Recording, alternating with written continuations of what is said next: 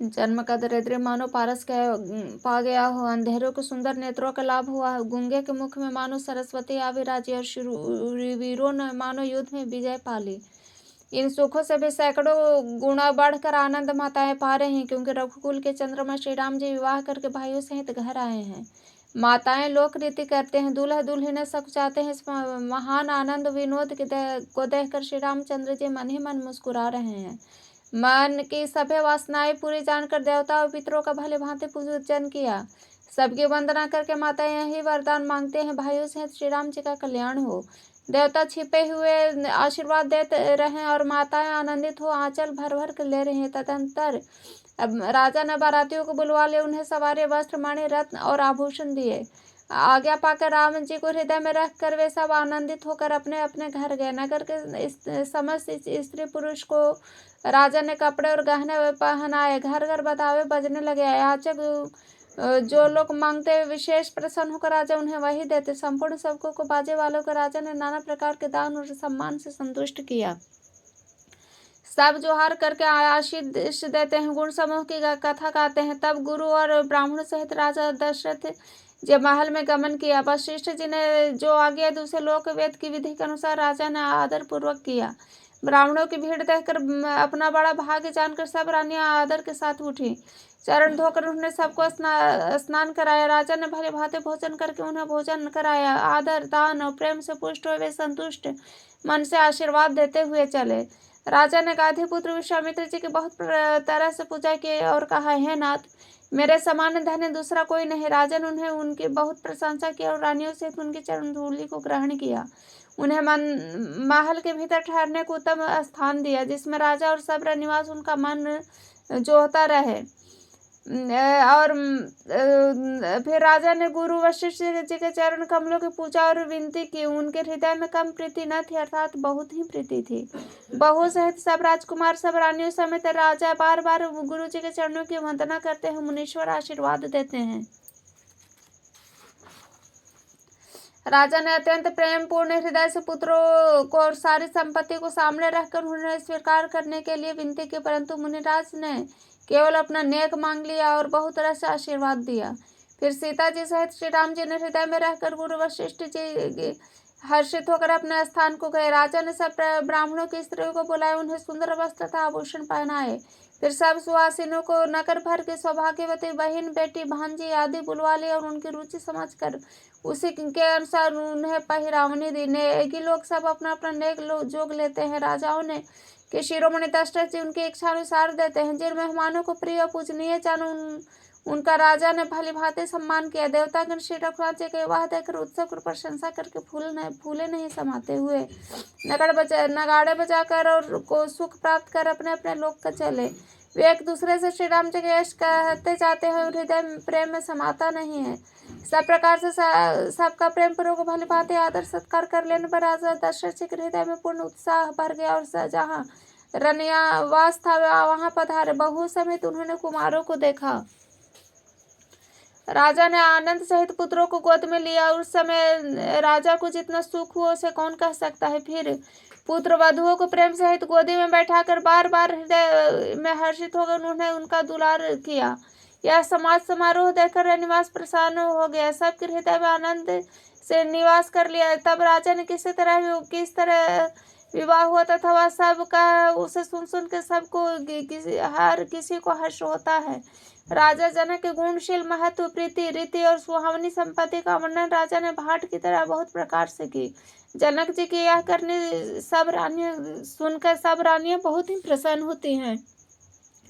पुत्रों सहित स्नान करके राजा ने ब्राह्मण गुरु कुटुंबियों को बुलाकर अनेक प्रकार के भोजन किए। यह सब करते करते 5 घड़ी रात बीत गई। सुंदर स्त्रियां मंगल गान कर रही हैं।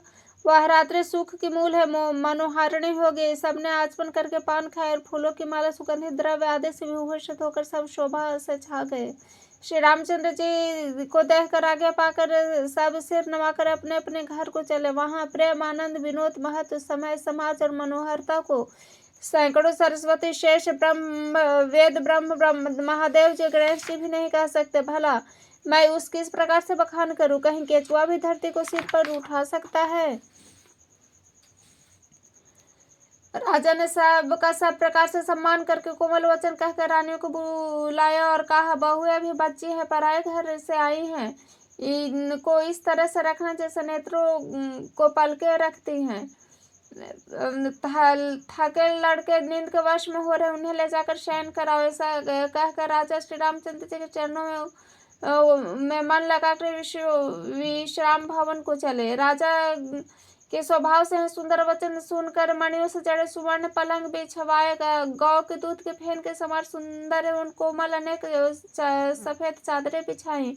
सुंदर तकियों का वर्णन नहीं किया जा सकता। मणियों के मंदिर में फूलों की मालाएं, सुगंध द्रव्य सजे, सुंदर रत्नों के दीपकों, सुंदर चांदों शोभा कहते नहीं बनते, जिससे उन्हें देखा वही जान सकता है। इस प्रकार सुंदर शैया सजाकर माताओं ने श्री रामचंद्र जी को उठाया, प्रेम सहित पलंग पर पढ़ाया। श्री राम जी ने बार बार भाइयों को आज्ञा दी, तब वे भी अपने अपने शैयाओं पर सो गए। श्री राम जी के सामने सुंदर कोमल अंगों कर देखकर सब माताएं प्रेम सहित वचन कह रही है, तात मार्ग में जाते हुए तुमने बड़े भयावनी ताड़का राक्षसी को किस प्रकार मारा। बड़े भयानक राक्षस जो विकट योद्धा थे, जो युद्ध में किसी से कुछ नहीं गिनते थे, वे इस दुष्ट मारे चतुर्बाहों को सहायकों सहित तुमने कैसे मारा। हे तात, मैं बलया लेती हूँ, मुनि की कृपा से ईश्वर ने तुम्हारी बहुत प्रकार से बालाओं को टाल दिया। दोनों भाइयों ने यज्ञ की रखवाली करके गुरु जी के प्रसाद से सब विद्या पाई। चरणों की धूलि लगते ही मुनि पत्नी अहल्या तर गई, विश्व भर में कीर्तिपूर्ण रीति से व्याप्त हो गई। कच्छप की पीठ, वज्र और पर्वत से भी कठोर शिव जी के धनुष को राजाओं के समाज में तुमने तोड़ दिया। विश्वामित्र के यश और जानकी को पाया, विश्व विजय के यश और जानकी को पाया। सब भाइयों को ब्याह कर घर आए। तुम्हारे सभी कर्म अमानुषी मनुष्य की शक्ति के बाहर है, ये जिसे केवल विश्वामित्र जी की कृपा ने सुधारा है। हे तात, तुम्हारा चंद्रमुख देखकर आज हमारा जगत में जन्म लेना सफल हुआ। तुमको बिना देखे जो दिन बीते उनको ब्रह्मा गिनती में न लावे। विनय भरे उत्तम वचन कहकर श्री राम जी ने सब माताओं को संतुष्ट किया। फिर गुरु जी शिव जी ब्राह्मणों के चरणों का स्मरण करके नेत्रों को नींद के वश किया। नींद में भी उनका अत्यंत मनोहर सलोना मुखड़ा ऐसा सो रहा है मानो सभ्यता के समय के लाल कमल सो रहा है। स्त्रियां घर घर जागरण कर रही, आपस में एक दूसरे को मंगलमयी गालियां दे रही हैं। रानियां कहती है, सजनी देखो आज रात्रि कैसी शोभा है, जिससे अयोध्या पूरी विशेष शोभित हो रही है। कहती हुए सुए सुंदर बहुओं को लेकर सो गए, मानो सर्पों ने अपने सिर के मणियों को हृदय में छिपा लिया। प्रातः काल पवित्र ब्रह्म मुहूर्त में प्रभु जागे, मुर्गे सुंदर बोलने लगे, भाट और मागधों ने गुणों का गान किया। तब नगर के लोग द्वार पर जोहार करने को आए। ब्राह्मणों, देवताओं, गुरु, पिता, माताओं को वंदना करके आशीर्वाद पाकर सब भाई प्रसन्न हुए। माताओं ने आदर के साथ उनके मुख को देखा और फिर राजा के साथ दरवाजे पर पधारे।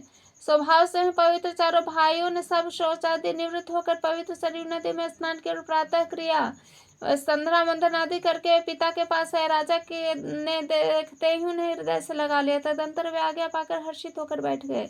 श्री रामचंद्र जी के दर्शन नेत्रों के लाभ की बस यही सीमा, ऐसा अनुमान कर सारी सभा शीतल हो गई। फिर मुनि वशिष्ठ जी विश्वामित्र जी आए। राजन ने उनको सुंदर आसनों पर बैठाया, पुत्रों समेत उनकी पूजा करके उनके चरणों में लगे। दोनों गुरु श्री राम जी को देखकर प्रेम में मुग्ध हो गए। वशिष्ठ जी धर्म के इतिहास कह रहे, राजा रनिवास सहित सुन रहे, जो मुनियों के मन को भी अज्ञात है। ऐसे विश्वामित्र जी की करने वशिष्ठ जी ने आनंदित होकर बहुत प्रकार से वर्णन किया। वामदेव जी कहते हैं, सब बातें सत्य है। विश्वामित्र जी की सुंदर कीर्ति तीनों लोकों में छाई हुई है। यह सुनकर सब किसी को आनंद हुआ। श्री राम लक्ष्मण के हृदय में अधिक उत्साह हुआ। नित्य ही मंगल आनंद उत्सव होते ही इस तरह आनंद में दिन बीते जाते हैं। अयोध्या आनंद से भरकर उमड़ रही, आनंद की अधिकता अधिक बढ़ती ही जा रही है। अच्छा दिन शोध कर सुंदर कंगन खोले गए, मंगल आनंद विनोद कुछ कम नहीं हुआ। अर्थात इस प्रकार नित्य नए सुख को देखकर देवता सिहाते हैं और अयोध्या में जन्म पाने के लिए ब्रह्मा जी से याचना करते हैं। विश्वामित्र जी नित्य चलना चाहते हैं, पर श्री रामचंद्र जी के स्नेह और विनयवश रह जाते हैं। दिनों दिन राजा का सौगुना भाव देखकर महामुनि विश्वामित्र जी उनकी सराहना करते हैं। अंत में जब विश्वामित्र जी ने विदा मांगी, तब राजा प्रेम मग्न हो गए, पुत्रों सहित आगे खड़े हो गए। हे नाथ, यह सारी संपदा आपकी है, मैं तो स्त्री पुत्रों सहित आपका सेवक हूँ।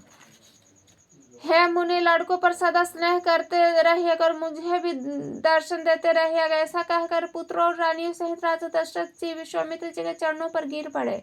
प्रेम विह्वल हो जाने के कारण उनके मुंह से बात नहीं निकलती। ब्राह्मण विश्वामित्र जी बहुत प्रकार से आशीर्वाद दिए और वे चल पड़े। प्रीति की रीति कहीं नहीं जाते। सब भाइयों को साथ लेकर श्री राम जी प्रेम के साथ उन्हें पहुंचाकर आज्ञा पाकर लौटे। गाधी कुल के चंद्रमा विश्वामित्र जी बड़े हर्ष के साथ श्री राम जी के रूप, राजा दशरथ की भक्ति, चारों भाइयों के विवाह और सबके उत्साह आनंद को मन ही मन सराहते हुए जाते हैं। गाधी कुल के वामदेव जी और रघुकुल के गुरु ज्ञानी वशिष्ठ जी फिर विश्वामित्र जी की कथा बखान कर कहे। मुनि का सुंदर यश सुनकर राजा मन ही मन अपने पुण्यों के प्रभाव को बखान करते हैं। आज्ञा हुई तब सब लोग अपने अपने घर को लौटे। राजा दशरथ जी भी पुत्रों सहित महल में गए। जहाँ तहाँ सब श्री राम जी के विवाह की गाथाएं गा रहे हैं। श्री राम जी का पवित्र सुयश तीनों लोकों में छा गया। सबने श्री रामचंद्र जी के विवाह करके आए। तब से सब प्रकार से आनंद अयोध्या में आकर बसने लगा। प्रभु के विवाह जैसा आनंद उत्सव हुआ उसे सरस्वती और सर्पों के राजा शेष भी नहीं कह सकते। इस सीताराम जी के यश को, कवि कुल के जीवन को पवित्र करने वाला मंगलों की खान जानकर इसे मैं अपनी वाणी को पवित्र करने के लिए कुछ थोड़ा बखान कर कह रहा हूँ। अपनी वाणी को पवित्र करने के लिए तुलसी ने राम का यश कहा है। श्री रघुनाथ जी का चरित्र अपार है, किस कवि ने उसका पार पाया है। जो लोग एगो पवित्र विवाह के मंगलमय का उत्सव वर्णन करके आदर के साथ सुनेंगे गावेंगे, वे लोग श्री जानकी जी और श्री राम जी की कृपा से सदा सुख पावेंगे। श्री सीता जी और श्री रघुनाथ जी के विवाह प्रसंग को जो लोग प्रेम पूर्वक गाएंगे सुनेंगे, उनके लिए सदा उत्साह ही और आनंद है, क्योंकि श्री रामचंद्र जी का यश मंगल का धाम है।